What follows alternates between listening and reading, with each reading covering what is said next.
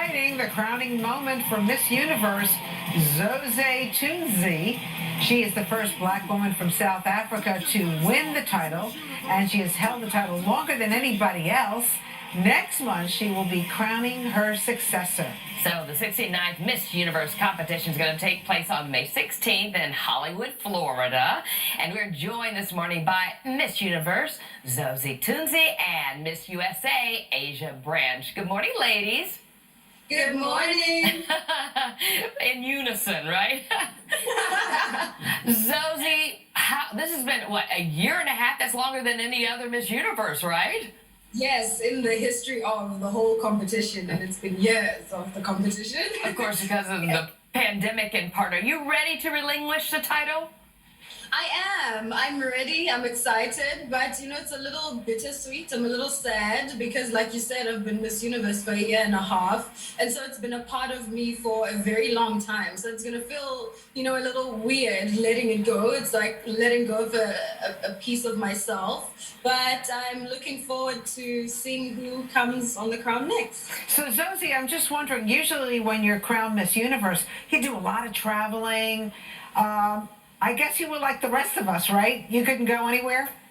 I couldn't go anywhere. It was like doing a lot of work virtually. But I think what people don't know is that Miss Universe is not just about the traveling. In fact, the most important part of the work, I always say, it's the people, it's the heart of the work, it's the impact and the influence, that you make on the world. And so I was still able to do that, even though I wasn't able to be on the ground personally and touch people physically. I was still able to do it, virtually like the rest of the world. All right, Aysa, how are you getting ready? What's going on with you? Well, we only have, I think, 4 short weeks until I'll be down in Florida. So just getting the last little bit of things together, wardrobe, gowns, making sure that I've got the cherry on top. So how will they move forward with the actual competition? Everyone has to stay in a bubble to make sure you're safe? I imagine it will be much like we did at Miss USA back in November, where we were tested regularly, wearing masks and social distancing and working in small groups. I saw, Tunzi, on your Instagram where you were applauding a big change, actually. First transgender contestant. Yes, Angela Ponce. She was the first, I think it was back in 2018. I think it was 2018. She was the first ever transgender contestant to compete. And I thought that was just amazing, to be able to open a more diverse group and to be, more inclusive of certain groups that haven't felt included before. What do you think was your crowning achievement during your reign? My crowning achievement during my reign, I think everyone likes to ask me what was your favorite moment of your whole reign, and I always think it was the crowning itself. Being able to win in that moment and to say all the things that I said, being the first black woman to be crowned with my short, natural hair, I think as well involves a conversation of inclusion and of diversity and saying, beauty is so many things. It's not just one thing, and that women should be able to express themselves however they want to express themselves. And so I think that has been my biggest achievement, to have women, send me messages or come up to me and say, you know what, you gave me so much confidence to be myself or to do things that I thought I wouldn't be able to do. And so I think that was the biggest achievement for me. Well, congratulations to you. Aysa, tell us a little bit about you, about your journey. Well, just throughout my reign. Sure. Well, who are you? Where do you come from?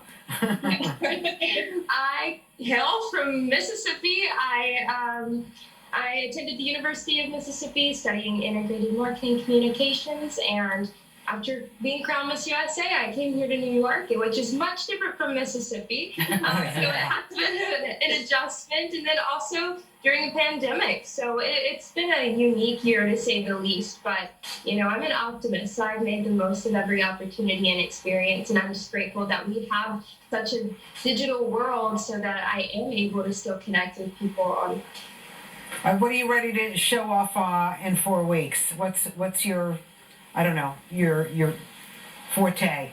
Strategy. What's my plan? I plan to just go and be myself. I'm super excited to show off my different outfits and wardrobe. I think that's the most fun in it, just kind of getting to express yourself and your personality, but also getting to meet all the incredible women from across the world. I will meet people from countries I've never even visited, and so it's going to be really, really exciting. I saw that you are also a tourist, just like my co-anchor here, and you love a good steak, Asia. Yes. I'll put out some food. Right, exactly. So, Asia, what are you going to do now? Oh, no, I'm sorry. Zozi, what are you going to do now once this is all over? Where do you want to then center your energy toward? Well, I'm going to go on a holiday first. And then from there, I am returning home to South Africa because I know a lot of people have been asking, are you staying in New York or going back home? I will be going back home to South Africa to sort of set the groundwork and work up from there. I will be going into television, much like you ladies are doing right now, back home. And I will be doing a lot of my philanthropic humanitarian work as well because it's a huge part of who I am. And so I want to continue doing that, doing work with organizations like, the UN Women, as I've been doing, hoping to continue those relationships. And so it's pretty much almost the same thing that I've been doing, except I will not be Miss Universe. It's without the title. Well, we're excited for both of you and for your new chapters, Miss Universe, Miss USA. All the very best. Yes. We'll watch the broadcast in 4 weeks. We will watch, yes.